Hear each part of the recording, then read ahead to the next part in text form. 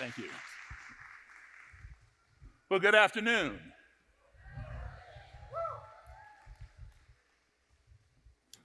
I want to start off by thanking Tim and Aubrey Chavez and Zachary Davis for having me here at Faith Matters Restored. Give them a hand one time.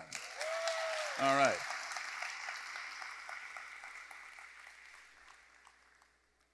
You know, I'll give you a little bit of background on myself. I'm 65 years of age. I was the child of parents in the U.S. Foreign Service. I began traveling the world at the age of 3. Now, as an adult, I'm a professional musician and once again traveling the world. Total, I've been to 62 countries on 6 continents. I've played in all 50 states. What does that mean besides I have a lot of frequent flyer miles and hotel points? What it means is I have been exposed to a wide variety of skin colors, ethnicities, religions, cultures, ideologies, etc. And all of that has helped shape who I have become. As I said here, when two enemies are talking, they're not fighting, they're talking. It's when the conversation ceases that the ground becomes fertile for violence. So we want to keep the conversation going. I went way down in my basement to bring up this next picture for you. This is my 2nd grade picture. So you take a look at this. On the top row, the second boy in from the right, that's me. And on the middle row, the second boy in from the teacher with the glasses on, he's an American, I'm an American. And on the first row, the little girl on the far right, next to the black teacher, she's an American. All of these kids here, besides the 3 of us, are all from different countries. This was the 1965-66 school year. I was in Addis Ababa, Ethiopia, on my dad's assignment with the American Embassy. You would not see a picture like this in our country in 1965-66 with a white teacher and a black teacher in the same classroom, or that kind of diversity in the same classroom. That would come decades later. But that's how I grew up, surrounded by diversity. And I'm going to show you 2 years later, my 4th grade picture, age 10, 1968, back home here in the States, in Massachusetts. See if you can find me. Okay? I was one of 2 black kids in the entire school, myself in 4th grade and a little black girl in 2nd grade. So consequently, all of my friends were mostly white people there. You see the boys on the back row there. Some of them were members of the Cub Scouts. They invited me to join the Cub Scouts, 1968. I joined. We had a parade with the Girl Scouts, the Brownies, Cub Scouts, Boy Scouts, 4-H Club, and some other organizations.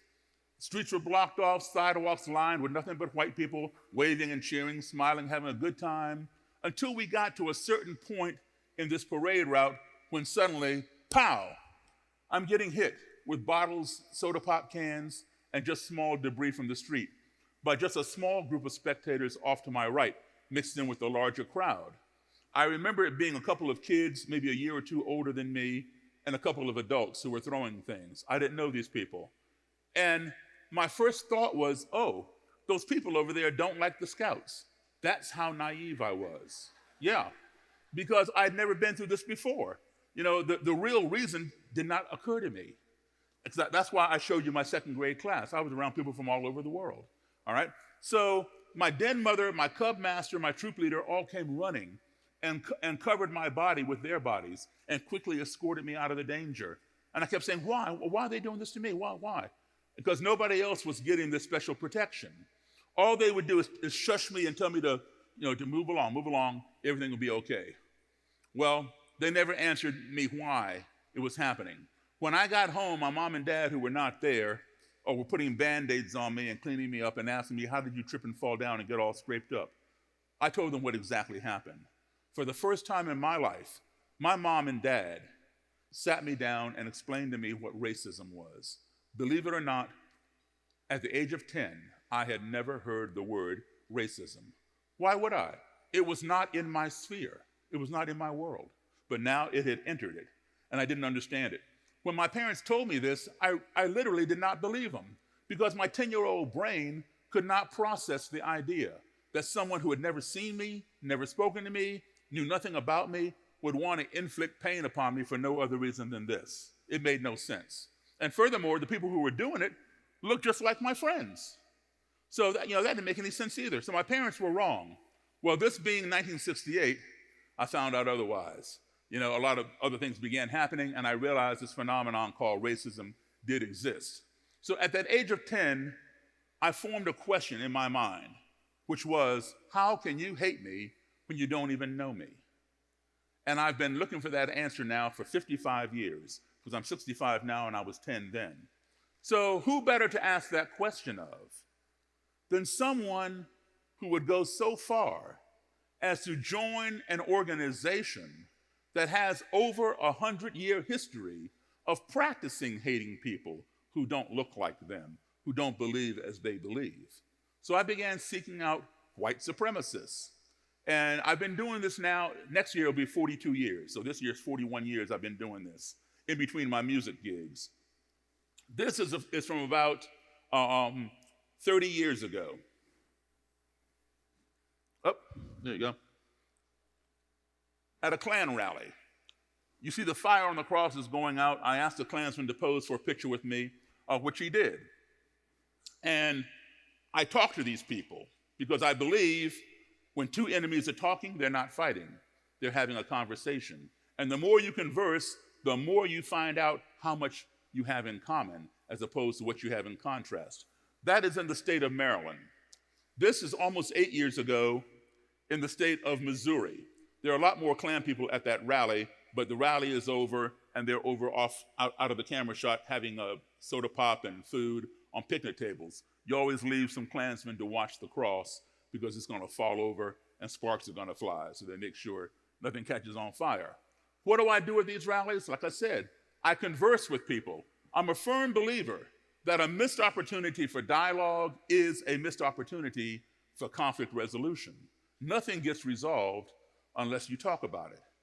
Now, you see this guy here with the green cross on his mask. When I came on that rally ground, he threatened me. That was almost 8 years ago. Every year since, every Christmas, he sends me a Christmas card and a gift. He is no longer in the Klan because of those conversations. Now, let me tell you something. As I told you, I've been to 62 countries around the world and all 50 states. And I can tell you something. No matter how far, what I've learned, no matter how far I go from our country right here, the US, whether it's right next door to Canada, right next door to Mexico, or halfway around the globe, no matter how different people may be that I encounter, maybe they don't look like me, they don't speak my language, or worship as I do, I've always concluded two things. One, that we are all God's creation, all right? And God created us all as human beings. And number two, every human being, no matter what color, religion, ideology, whatever, how far, how close they are in proximity to us, every human being wants these 5 core values in their lives. Everyone wants to be loved. Everyone wants to be respected. We all want to be heard. We all want to be treated fairly and truthfully. And we all want the same things for our family as anybody else would want for their family. If we can learn to apply those 5 core values when we find ourselves in an adversarial situation or in a society or culture in which we are unfamiliar or uncomfortable, I will guarantee you that your navigation of that society, that situation, that culture will be much more smooth and much more positive. I want to show you a video clip. CNN wanted to do a story on me. They heard that I was collaborating with this Klan leader and a black musician and a Klan leader. They knew me through music. I'm a professional musician. I played piano for the man who invented rock and roll, the late, great Chuck Berry, for 32 years. Now, so they knew who I was through music. They knew who Mr. Kelly was through through the Klan, and they thought it was kind of odd that a black musician and this Klan leader were getting together and talking. So they wanted to do a story. I said, fine. So they followed me one day to a Klan rally, about 2 hours away from my house in Maryland. And they said to me, do you think Mr. Kelly will even talk to us? I said, I'll do better than that. When the rally is over, I will get the Imperial Wizard, Mr. Kelly, to come back to my house. And you can interview the head of the Ku Klux Klan, who oversaw 13 states. You can interview him inside a black man's house. They said, oh, okay. So they came to my house. They followed me 2 hours up the road to this rally. They filmed the rally. When the rally was over, I spoke with Mr. Kelly and asked him to come back to my house, told him what was up. He said, okay. He drove back to my house and sat in my basement and interviewed with CNN. And this clip was shown on CNN and on HLN every hour for 24 hours all over the world. I'm going to show it to you right now, and I want you to pay particular attention to what Mr. Kelly says. He says that even though he and I would do different things together, it did not change his views on the Klan, because his views on the Klan had been cemented in his mind for years. And then he goes on to say how he believes in separation of the races, because he finds that to be in the best interest of all races. But listen to what he says towards the end of that clip about respect. And then I want you to hear what the two CNN news desk anchor people have to say. Okay, if we can roll the video, please.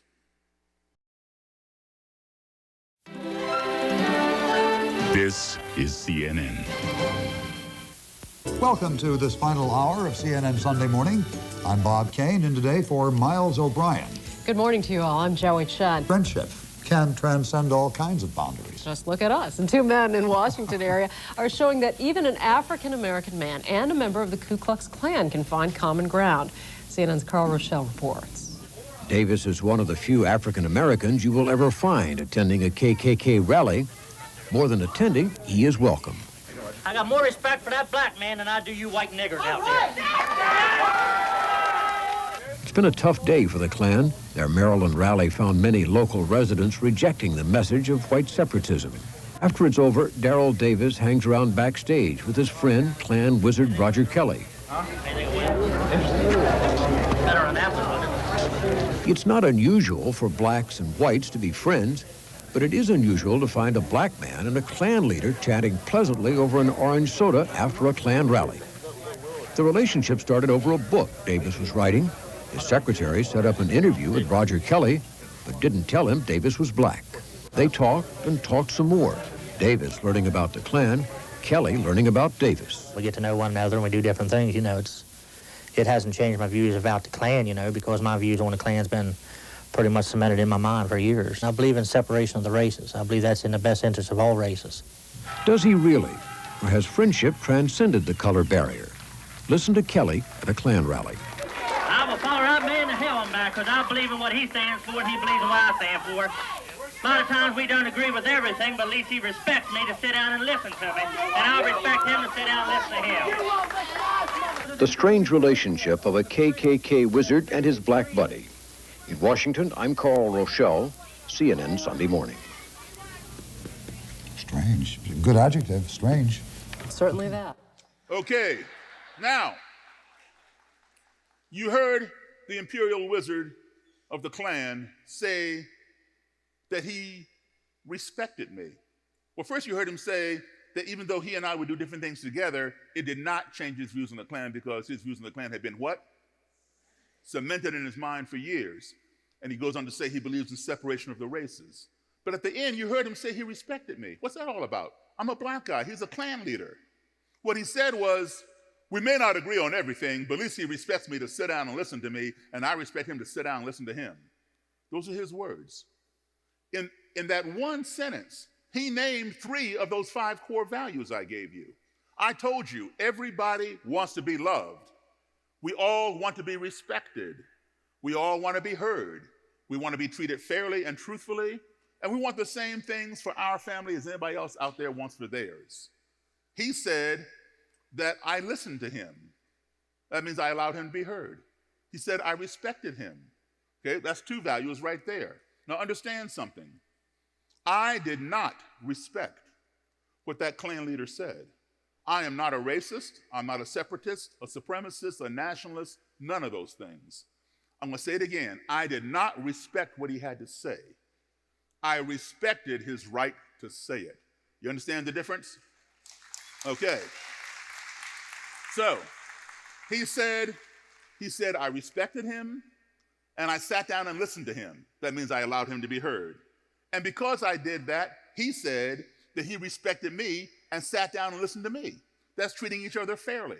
He named 3 of those values I just gave you, and he didn't even realize it. Every time I would get together with this guy, I would apply those 5 core values. And over time, that cement that he talked about, that held his ideas together in his head, began to get cracks in it. And then it cracked so much it crumbled and fell apart. And then guess what? He quit the Ku Klux Klan and renounced it. All right? When he quit the Klan, he gave me his robe and hood. This is the same robe that you saw him wearing in the video clip. Here you go. There you have it. And also what is known as the hood. This is the hood, this is the mask. Members who want anonymity, they don't want you to know who they are. They peep at you through these eyelets. They see you, you don't see them. The mask is attached with 3 snaps and or Velcro. If they don't care that you know who they are, they detach the mask and the face is exposed under the hood. And you saw both types in that video clip. People exposed and people with their faces covered. That is the power of those 5 values. I use that example as extremes. How often do you see black people and Klansmen sitting down having a conversation? Not very often, but that is the power of conversing with one another. Our country is becoming more and more diverse every day. We better learn how to navigate in that diversity or we're going to implode. We need to learn how to listen to people and how to talk to people and have civil conversations. What we need to do is we need to cancel culture. Understand? All right, now, whoa.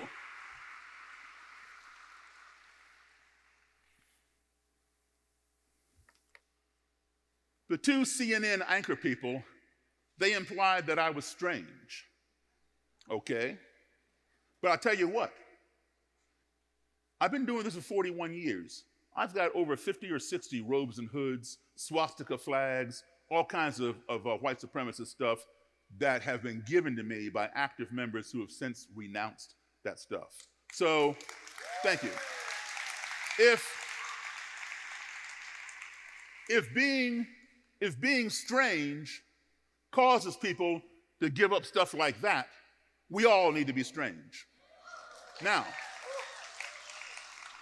that has no business in the 21st century, not in any century, let alone the 21st. It bothers me a great deal as an American. We call ourselves the greatest nation on the face of this earth. Don't get me wrong, I love my country, I'm a patriot and all that kind of stuff. But I have a problem with that statement. Perhaps we are the greatest technologically.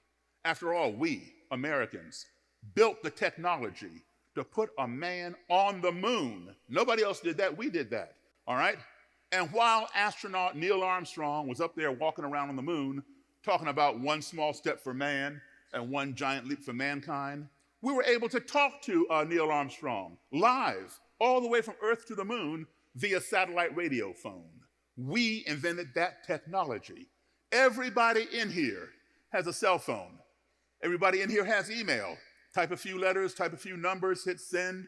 You're talking to somebody right next door in Colorado or halfway across the country or Australia, Africa, Asia, wherever you want to talk. We invented that technology.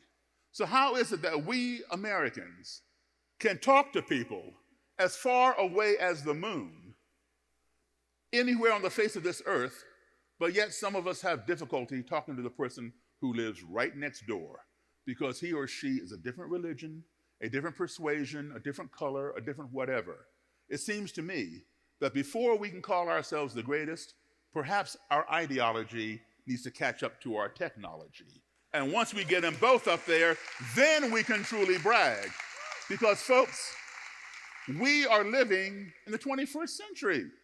We are living in space-age times. So let's stop thinking with Stone Age minds, all right? Now, I mentioned that I am a musician. This is what I do full-time, not chase the Klan around or other, white supremacist type people. I do that because it's a necessity.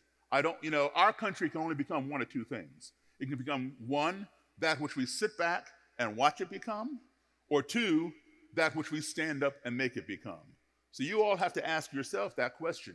Do I want to sit back and see what my country becomes, or do I want to stand up and make it become what I want to see? I've chosen to stand up and make it become what I want to see. And I can tell you something. I am a firm believer in God, because God has protected me in a lot of situations where I probably should not have come out alive in those things. And I keep on doing it, and I keep on getting that stuff. So praise the Lord. Now,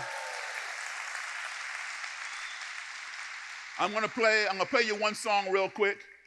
This is the kind of music that I would play behind Chuck Berry when he's playing Johnny B. Good and Roll Over Beethoven, Sweet Little 16, and all that great rock and roll stuff.